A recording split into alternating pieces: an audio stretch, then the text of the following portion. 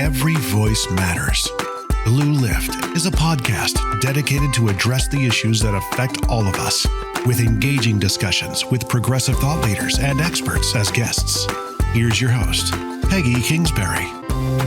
Well, hello, everybody. Welcome back to Blue Lift. I'm so glad that you've chosen to spend a little time with us today.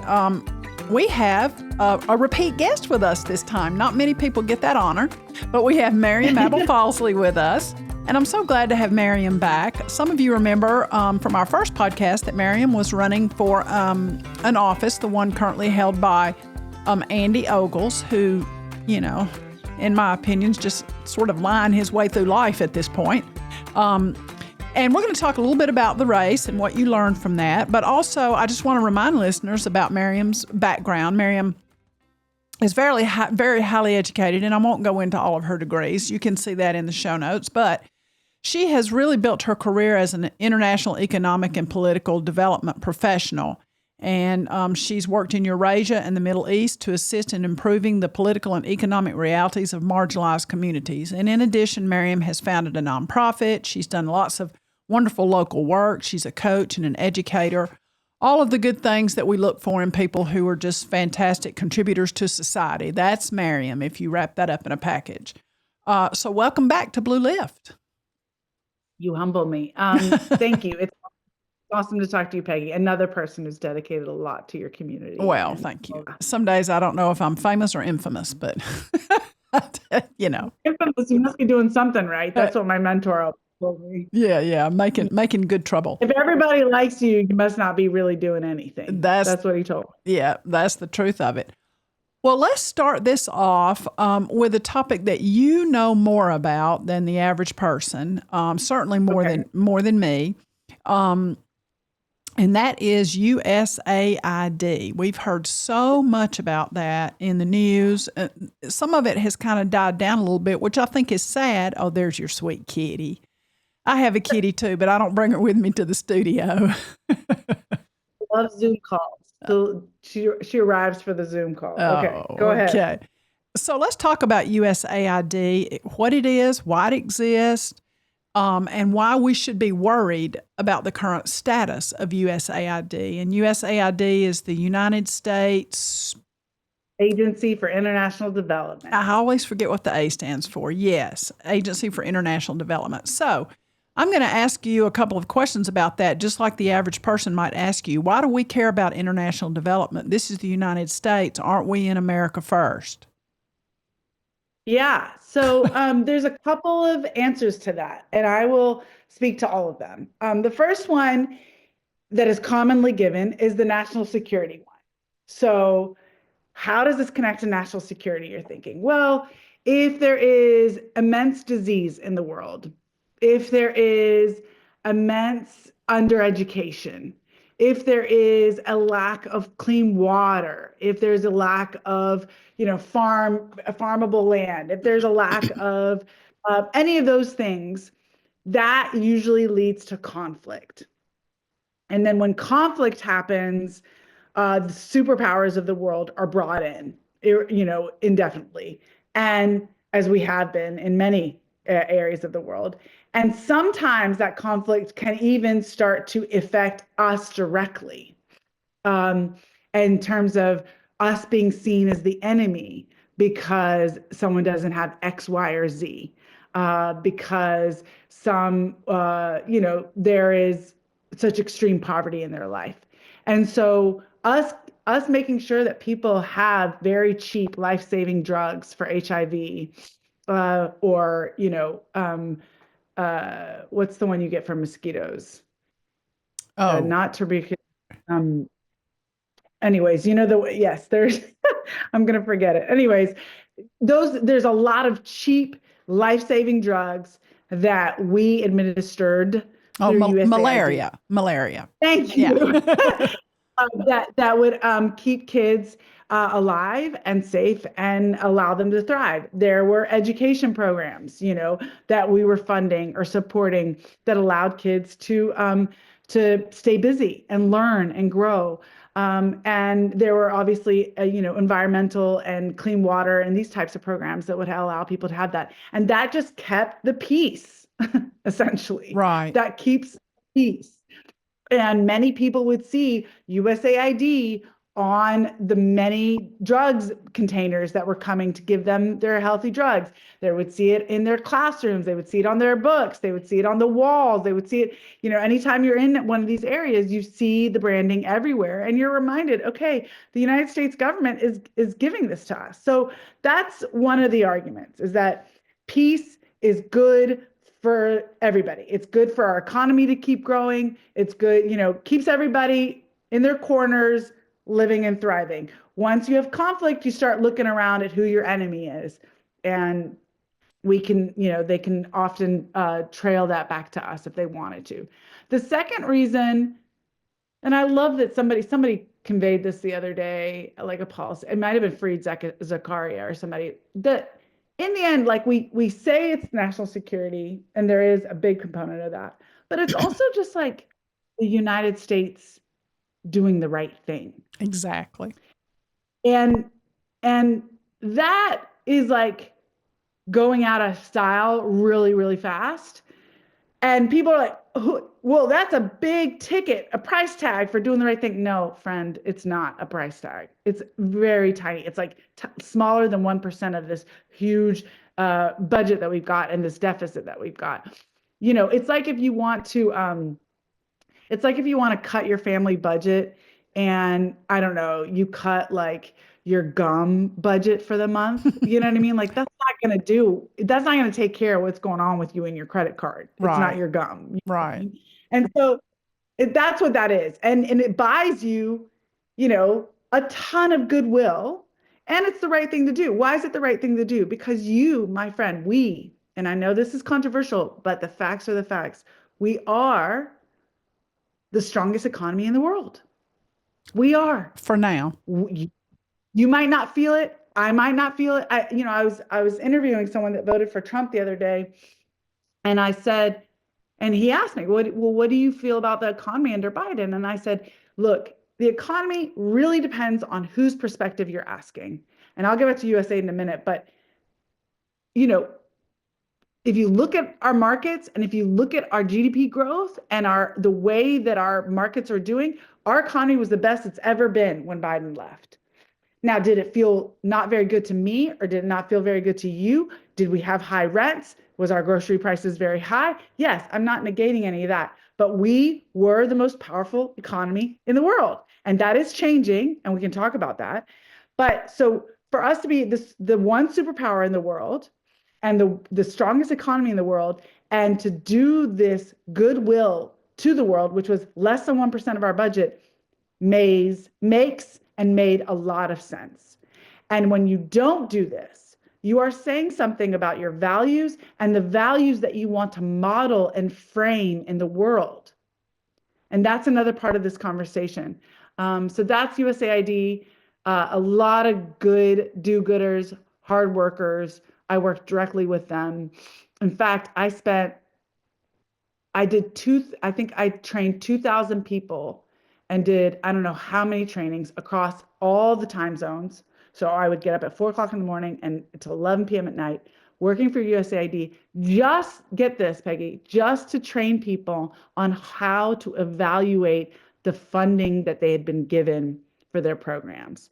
So the level of detail of every penny and every cent being attached to an outcome that was meaningful and good for, a community or a person or a place was immense. And the stories around this are false, totally false. Well, sorry, I probably put you to sleep. No. I totally agree with all that. And I get it.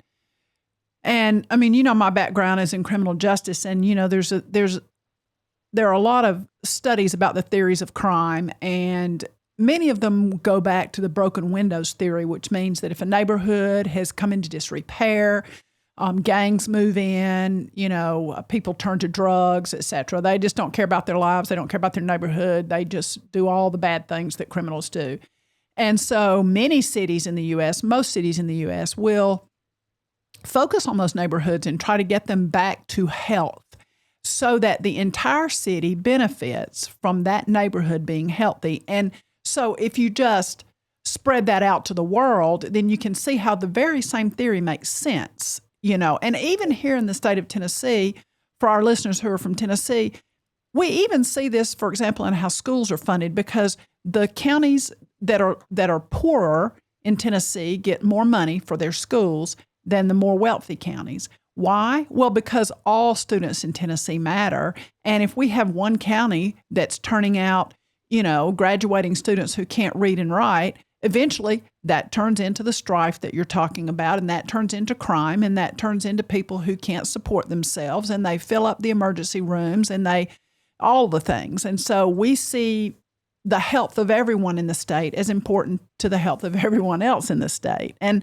it just makes perfect sense. That's why Kennedy started this kind of global presence in the world, because it was the right thing to do for a powerful country like the United States, to say, we are here to promote democracy and, anti-poverty and the thriving of everyone, to be that beacon in the world with the power and the economy that we have worked to get. That is the message we want to put in the world. And we want to walk the walk, not just talk the talk. And that was Kennedy's vision behind this type of stuff. And people don't know that, right? Because it's been a long time since Kennedy. And it truly was to say, because what's the counter? The other powers in the world, China, Russia, whatever, they don't have that humanity message behind their aid. They don't have that democratic message behind their aid. China's like, if I get to extract a resource from you, I'll build this school for you. That's the transaction. I don't need you to be democratic. I don't need you to be humane. I don't need you to whatever. It's just a transaction. And we were the only country in the world that said, we want you to do good. We want you to be better in the world, and we're going to be better for you and for ourselves. And we don't want to do that anymore. I think it's really sad. And the thing about how it all went down early on that just infuriated me. So many things made me mad, but we actually had made contracts and caused people around the world to spend money that we were then to give them. And then we just cut that off. And so, like in my business, if someone had said to me, I'm going to pay you for this product, and I had already made the product, and then they cut the funding off, I would be really mad about that. And then the way that the employees were treated, I heard many stories of them just all of a sudden they're in some foreign country and boom, you've got to pack up and leave and do it in a hurry. And some of them were not even given plane tickets to get home. And it shouldn't be the way we treat each other. It shouldn't be the way we treat other people in the world. And that's the part where the way we treated Americans that work for us. A lot of these contractors, a lot of these nonprofits, and definitely the employees are all American. Right. And so you have betrayed your own people. And think about what the impact of that is. Like, think about the kid of the dad that lived in the Congo with his wife and his children. The Congolese go into some sort of internal conflict. They start to ransack his home. USAID typically, under any other circumstance, would quickly evacuate them, quickly place them in a hotel in DC until they could figure out what they're going to do. This time, there is no USAID. Musk, in his gross incompetence and irresponsibility that doesn't understand how these agencies work, cuts it off. And this person working on our behalf, representing our country in this conflicted country, has to pay for his whole family to evacuate and come to the United States. That child that saw the betrayal of his country to his family, what is he going to grow up with? And how many kids and how many people around in our world right now are growing up with that same betrayal? Because it's not just USAID, it's federal workers, it's Social Security offices. It's I talked to a Republican nonprofit owner that's like, that exact problem. We're not going to get reimbursed. And now I've got to fire 5 staff members. That works very locally here in District 5. And veterans. Veterans also. And veterans. And so you're raising not only the adults that are going to be hurt or sad or angry or whatever, but the children that are going to, what are they going to know about this country? That, ask not what your country can do for you, but what you can do for your country. No, it's every man for himself in this country. That's what's going on. And the country will betray you. And it's happening under this administration. And it's very sad. It's such a complete mind shift. I'm 65, and so I do remember Kennedy just a little bit. I remember my parents' reaction when he was assassinated. But I've just never felt like when I travel, if I go out of the country, I've never worried about how I might be treated as an American. And I know people say, well, just, put a maple leaf on your backpack. Well, that works for me till I open my mouth, and then it's pretty clear where I'm from, and it's not Canada, not even Southern Canada. But, that's a very sad thing, because I'm a very patriotic person, and I appreciate so many things about the United States of America and our heart and soul, but right now I'm not happy about us at all, and I don't feel hopeful. 4 years is a long time, and so much damage can be done, and the wealth divide in our country is huge, and I will tell you, I have more than once I've had a conversation with somebody, and I've said, I minored in Russian history, so the parallels between Musk and Rasputin are pretty stark. You think, well, what are the Bolsheviks going to do? When are the people going to rise up and say enough? And I don't want that sort of conflict. I don't know anyone that does. And I totally understand what you're saying, and you make some very good points. If there is conflict anywhere in the world, what can happen is it can then begin to affect our allies, which affects us, and then we're having a signal chat about the Houthis because we let things go awry. It's just there's so many things going on that are befuddling at best. I don't think we are having a signal chat about the Houthis. No. Unprecedentedly. Our country's leaders are having one, and that is, I've been laughing about it because if you take it seriously, it's, I was just talking to someone that was in the military who was a pilot, and she said, if there are lies, then someone dies. That's right. And that's how it works. And you have to be very clear and very upfront and direct about, are you coming? Are you going? What's happening? That, and lying is when reality gets skewed and the wrong moves are taken. And so right now we are lying about what was shared in that chat, which really worries me about. It doesn't surprise me, because that's been the tactic, is just spin.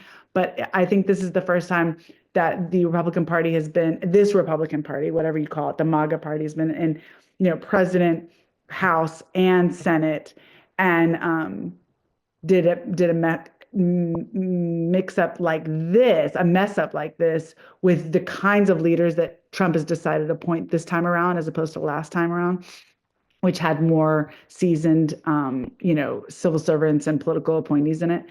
And with this new bunch, whatever we call this bunch of people, we've had the biggest breach of security, I think, ever. Probably. It's shocking, and the use of emojis is just the real thing that makes me think, what kind of Instagram influencers are we trying to be? And I was really struck. I watched yesterday some of Tulsi Gabbard's testimony to Congress, which was interesting how that played out. There was the first day of testimony where she claimed not to know she was on a signal chat, and then the second day, they put it right in her face. Obviously, you were on the chat. But what really struck me, Maryam, was that someone brought up a post that she had made that was supportive of Russian propaganda and repeating Russian propaganda. She didn't argue that that's what it was. Her response was, that was my private account. Now, that's disturbing. You know, I've led organizations, you've led organizations, we're both leading organizations. We know that we cannot excuse what we post by saying that was my private account. When your name is attached to an organization, you represent that organization in all facets of your life. Yes, there is the First Amendment, which is what she tried to claim. I get that. But the issue is not that, it's what the content was saying. Exactly. It's not whether it was in your private or private or blah, blah, blah. It's that you believe this propaganda and what that says about your leadership of the United States. Yes. And yes. And then the bold action to actually sit there and say that as though that's okay to say. It's very shocking. And I think we know if this were happening and Democrats were doing this stuff, the reaction would be completely different. But, my overarching concern is that we no longer understand the definition of truth.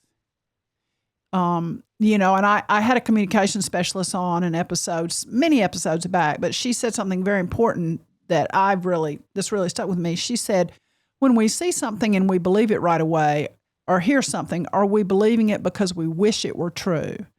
And there's an awful lot of that going on these days. A lot of people wish that the things that Trump is saying are true, like he's going to send people a check. Well, that's not happening. The only people that are getting any money out of the deal are the, oligarchs, which we have to admit, oligarch might seem like a Russian word, but now we have American oligarchs and their number is growing.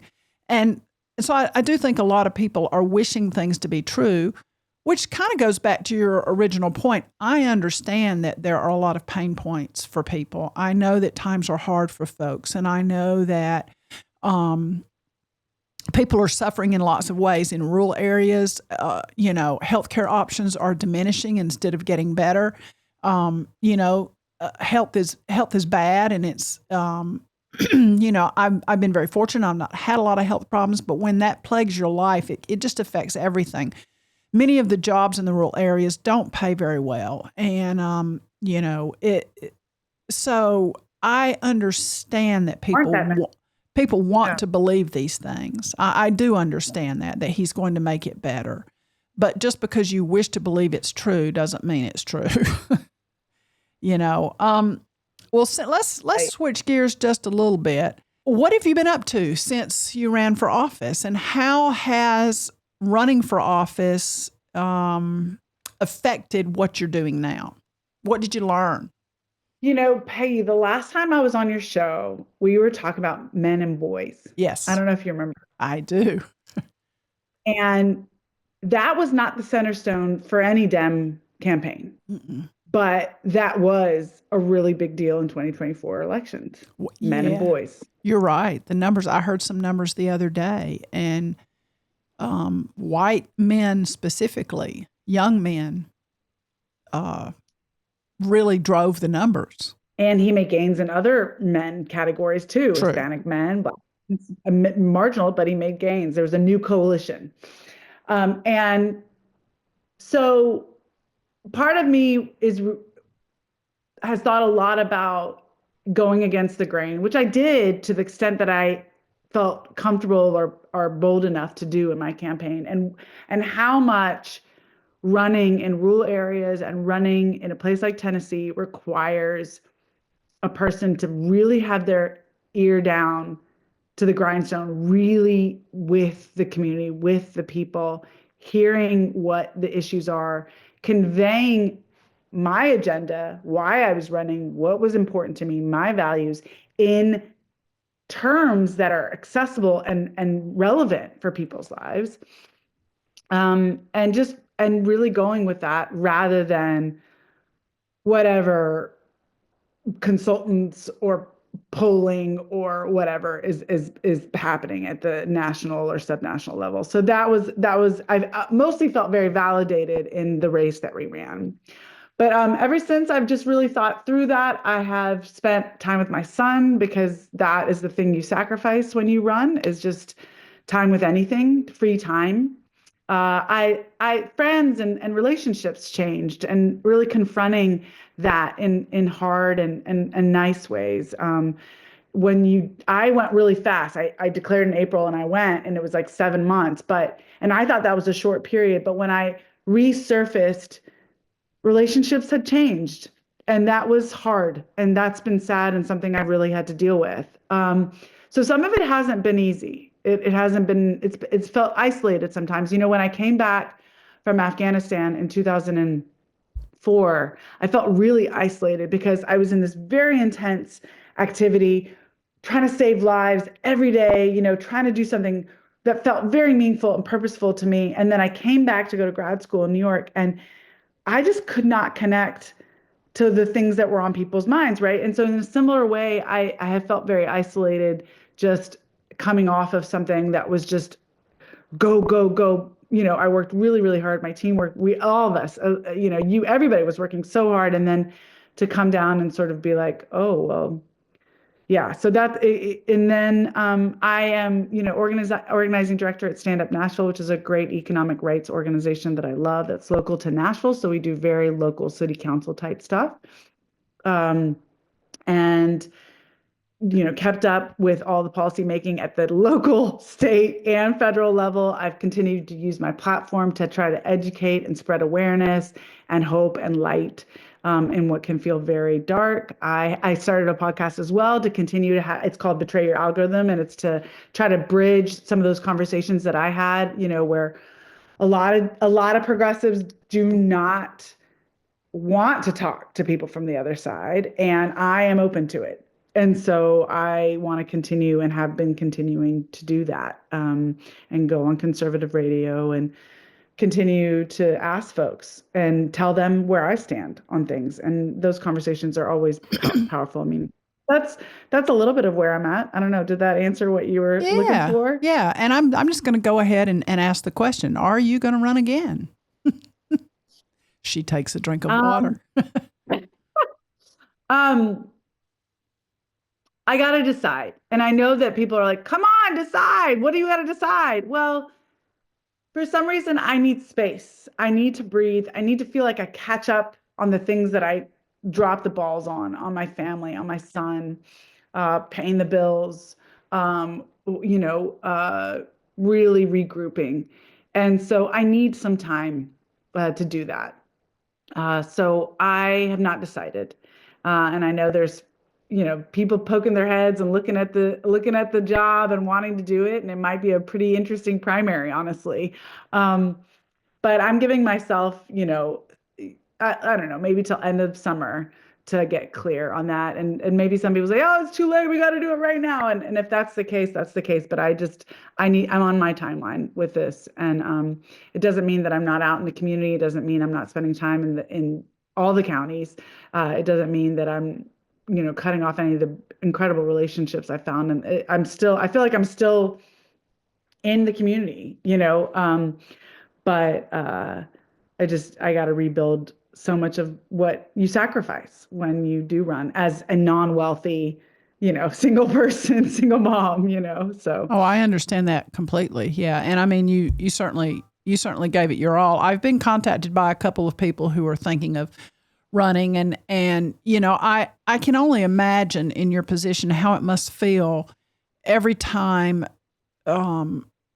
Andy Ogles, who you ran against, every time we see him on the news, and it's generally because of something bad. I can't imagine how that must feel, because it's fair for you to think to yourself, it should be me up there, and then I would be leading instead of, causing all of this drama and, some of the bills that he's put up. It's just absurd. It's just absurd. And it's such a gap in our representation in Tennessee is what it really is. It's a big gap in our representation. And we have lots of gaps. we have the Grand Canyon basically, but it's hard as someone who lives in the area very near where he represents to know that people really, really need strong representation and are not getting it.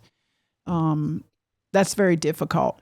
So from a statewide basis, how are you feeling about what's going on in the legislature? Do you see any cracks open for any type of positive firearm legislation, for example? Anything? Well, we must celebrate that yesterday, Representative Shondell Brooks I didn't expect, I mean, with this legislature, you just expect it all to be shot down, but she has a bill called in the name of her son that was shot at the Waffle House shooting. And if folks don't know that story, basically the guy lived in Missouri and he had, I think, twice been required to have his firearm, a young guy, firearms removed from him. And the second time was his father that was the holder of the firearms. And the because third party. that's allowed in Missouri, not allowed in Tennessee. That's Yeah. allowed. And this guy said, I'm moving away, I think. And so dad was like, well, here's your firearms. And that's not supposed to happen. No. And gave him his firearms. He drove to Nashville, drove to the Waffle House, and shot mostly African-American folks until someone literally wrestled him down, a very brave person. And Shondell lost her son, Akila. And so she brought a bill yesterday to criminal justice.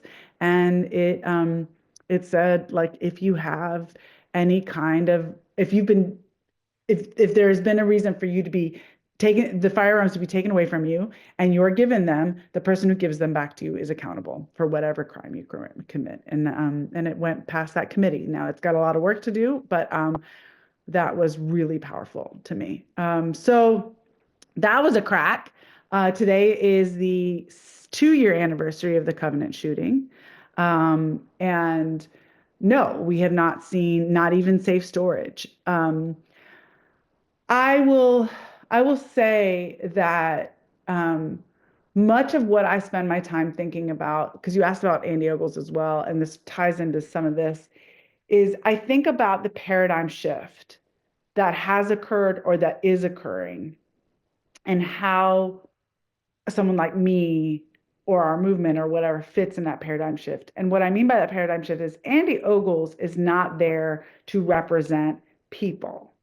He's not there to bring good bills. He is there, his jobs as he sees it, and I believe as the Republican leadership sees it, is to do nothing.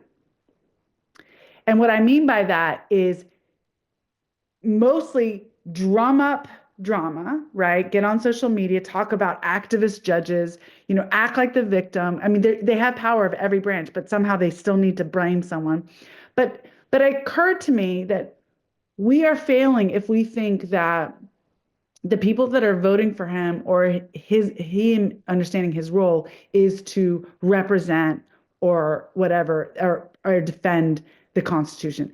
His role is just to obstruct or, kick the can down the road. That's what he's there for. So in the same way with firearms, as I talk to Second Amendment people, as I see how settled in we are as a state into the amount of death that our firearms cause. We're settled into the statistics where it's the #1 suicide rate of men, white men in this state. It's the #1 cause of suicide of white middle-aged men in this state. We have just settled into those statistics. We're not bringing any meaningful policy except for the Dems, and they get shot down. Their motions don't even get a second in motion in legislature to be heard. So there's a paradigm shift, and we've got to figure out how to insert ourselves and bring some of this life-saving policy into the fold again. And but trying to fight someone like Andy Ogles or someone, in the legislature that's in that paradigm shift based on our pre-existing paradigm is not going to work, right? Arguing with them like, you're not representing the people or you're not saving the people, like that's not a starter for them. That's not even the conversation they're in. Well, I mean, the reality of it is and all life matters, but if dead children doesn't do something, I don't know what will. You know, I mean, babies dying at school, that's not something we should be settled into, right? I will tell you that 2 days ago, I was coming back to Williamson County from an office I have in Lewisburg, and I'm coming down the road, and I know I'm coming to a school zone, and all of a sudden traffic is stopped, and I see blue lights ahead, and I see a bunch of children crossing the street. And Maryam, I have to tell you, I panicked. I thought, oh my God, what is happening? Yeah. What is happening? Am I going to have to run out of my car and try to help somebody? What am I driving into? Just the immediate fear that took me over. Well, it was none of those things. School had let out, and apparently, I don't know. I think a bunch of kids live in the neighborhood across the street, but there's not usually blue lights when this is going on, and so that's what sort of triggered me. And I thought, how would I feel if I was a parent and I saw that? I mean, that shouldn't happen, right? I should be able to drive up the road and see blue lights and children and not automatically think, oh no. But that's the world that we're living in, isn't it? It is. And I think half of us are in denial about it. And the other half of us, I guess we're like J.D. Vance, and we're just saying this is what did he say? This is the way that it is. This is just the price of the Second Amendment, basically. Yeah, he said that, I think, during the campaign, and so that framing, existing in that framing, is shocking to me. But it is, and most people are arming up. Most people are arming up. I think gun ownership among minorities has gone up. Among LGBTQ, people are, yeah. So I think this is a really, really tough, among many others, in terms of where a lot of a country lives and where the rest of us are, and how we forge ahead, given how far we've come into some of this real dystopian existence. Yeah, when I think about the things that are happening, so many families are beginning to feel pain. People who work for the federal government, who have family members who work for the federal government. But I have to say that now I'm seeing so much of the news in the light of what's going on. I saw this morning that there are some wildfires in North Carolina. And of course, my immediate thought is, oh no, he's dismantling FEMA. Who's going to help these people? And of course, they're already still trying to clean up from Helene, which, he said he was going to get fixed right away. Obviously, you can't say that and then dismantle the organization that should be helping people.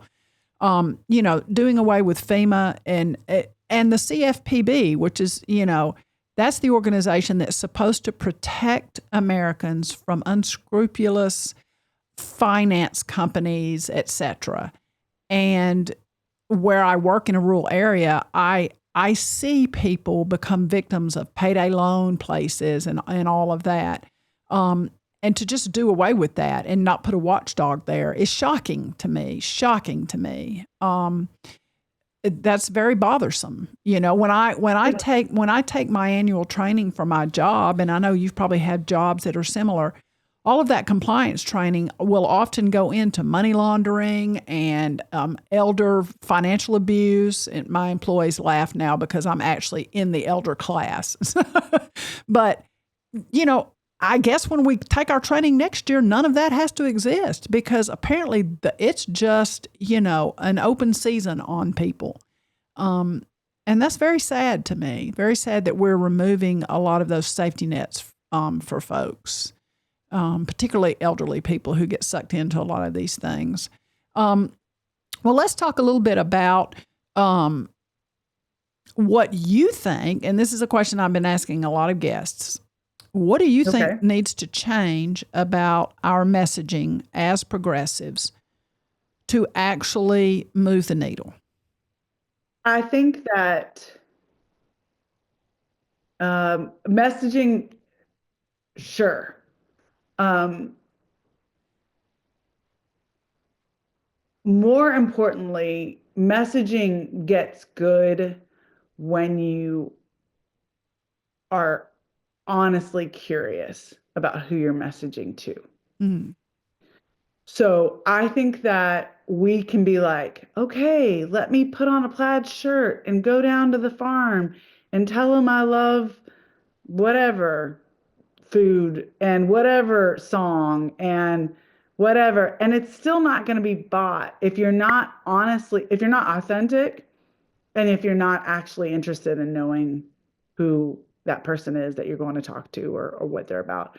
So I think messaging is important, but how you make a person feel, even on a podcast or even on, the internet or whatever.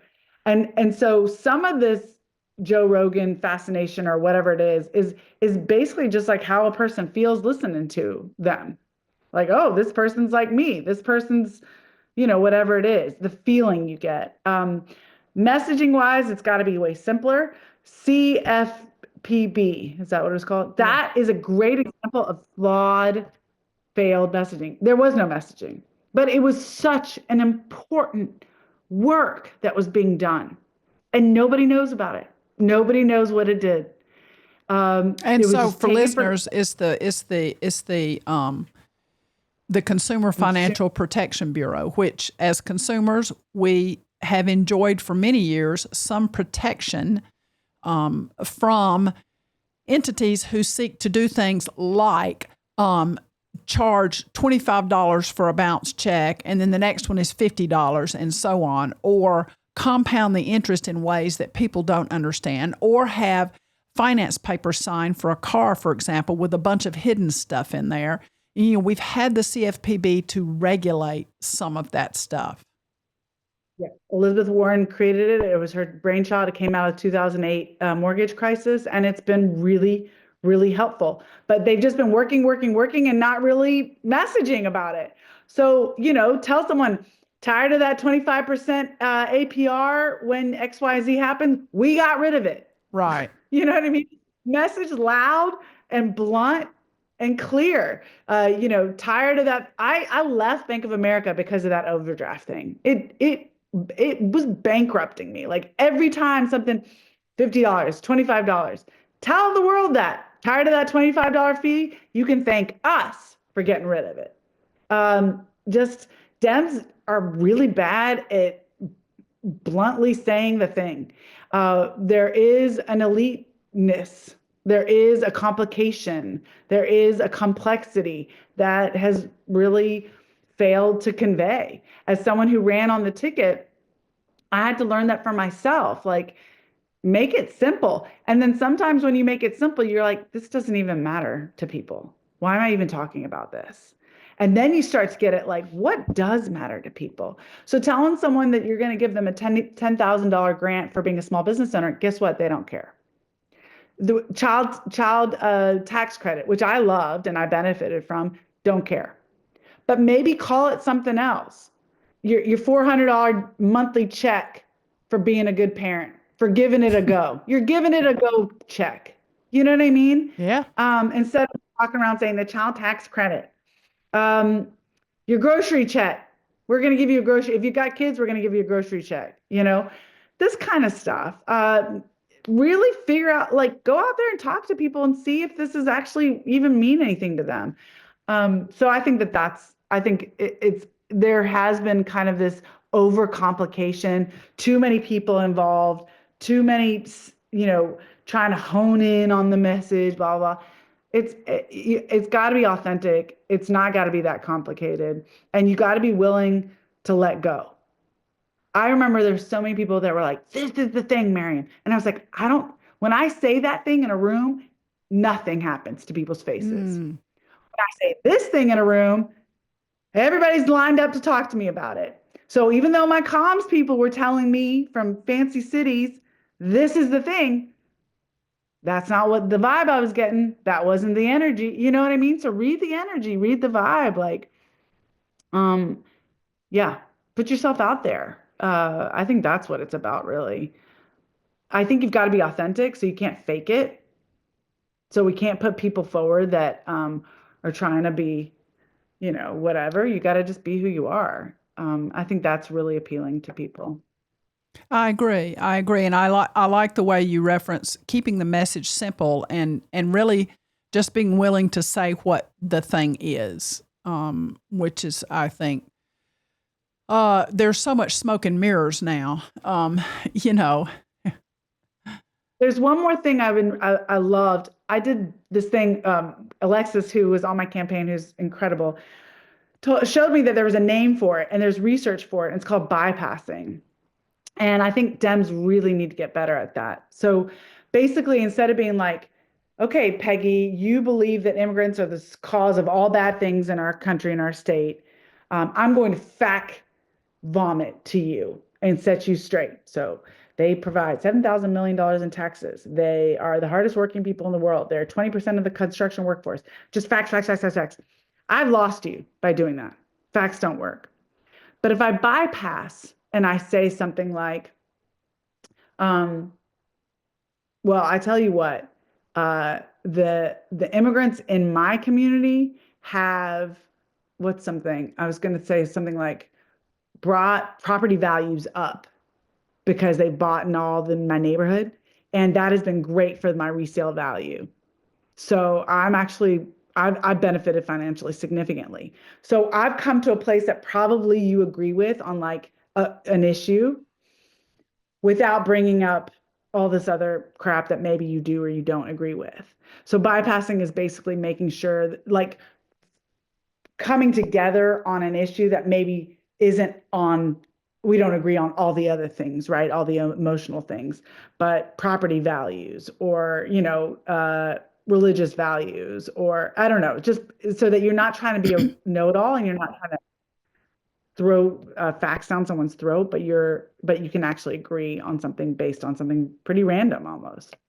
Well, that's a good communication tip just in general life, but I love that. I love that. I didn't know what that was called, bypassing. And I have actually today, another guest I'm interviewing is Matt Anderson, and you probably know Matt. And so we're going to talk some about communications as well. It's, I find that when I watch the news these days, it's almost predictable. And, I'm a big consumer of news, but like you, I'm watching my mental health. And so some days I consume less just because, I can't handle it. But I always look for the shiny things. And when I see the shiny things, I know one of two things: either something bad's about to happen and we don't know about it yet, or something bad did happen and they're trying to divert attention. And then I noticed in the last few days that, God bless her, but Jasmine Crockett provided the shiny thing for them when all of this signal texting thing was going down. Jasmine made a comment about the governor of Texas and sort of provided the shiny thing. But I do see that quite a bit. I see sometimes I've watched, and this might be something you can look for, I've watched at what folks in the Ogles, Marjorie Taylor Greene, Lauren Boebert camp do. And sometimes they will do the most outlandish thing that hits the news right when something else has hit the news or is about to hit the news. And I sometimes think that that's a very calculated move. And as you said, he's there less to serve and more to maybe be a part of that machine that continues to convince a lot of folks that all of the things that are going on are true and right. So communications is a very tricky thing. Yeah, I love that, the shiny thing, because then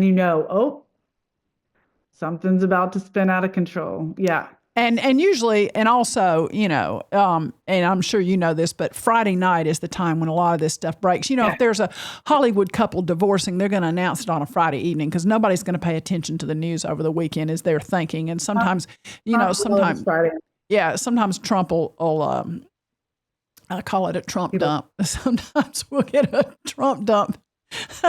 And you can interpret that how you wish, on a Friday evening, and then we have to deal with that. And so by Monday, when people are back listening to the news, sort of the big bad part of it has blown over. So that's kind of a common thing. When you look at, from your perspective, I know you're sort of zeroing in part of your life in Metro Council, but in statewide issues. What do you think is going to happen differently when we have a new governor, because Governor Lee can't run again, unless I guess he gets on the Trump train and they all decide that they can stay in their roles. I mean, what are you looking for in the next governor? What do you hope might happen? Do you think we're going to see any positive change?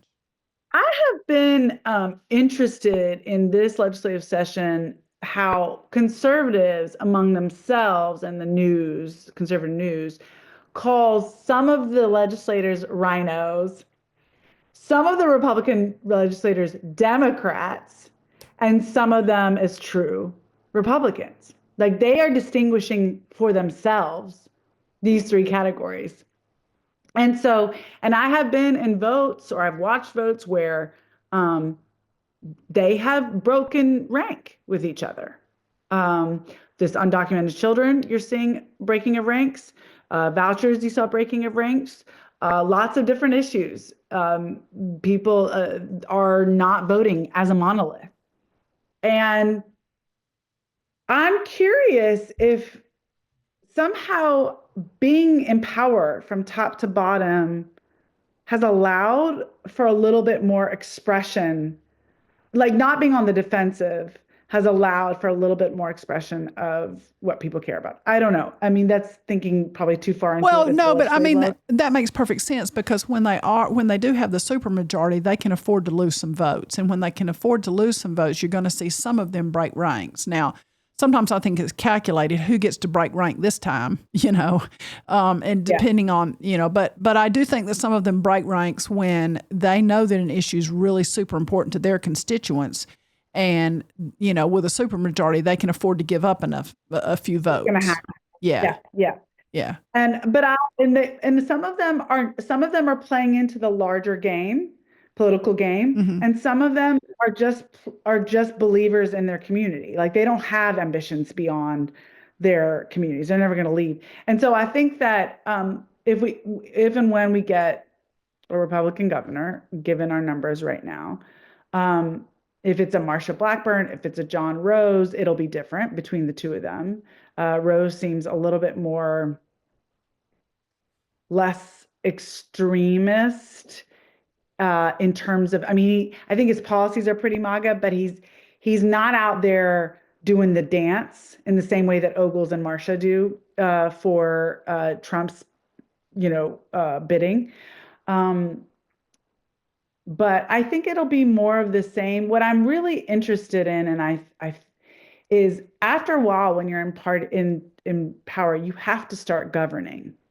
You have to govern the issues. Not to say that our General Assembly is, because they're just punitive. So if we have problems of poverty, if we have problems of crime, it's just lower the age, increase the felony. But I wonder if they're going to have to start thinking about social programs.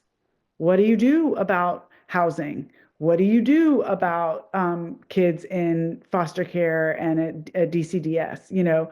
What do you do in these situations? Because we're falling through the cracks. I mean, our state is falling through the cracks. And so I guess that's a long way to say there's hope that another Republican governor will be facing, more of the death rates, more of the poverty rates, a slowing economy, and we'll have to actually look at some policy that they will never look at.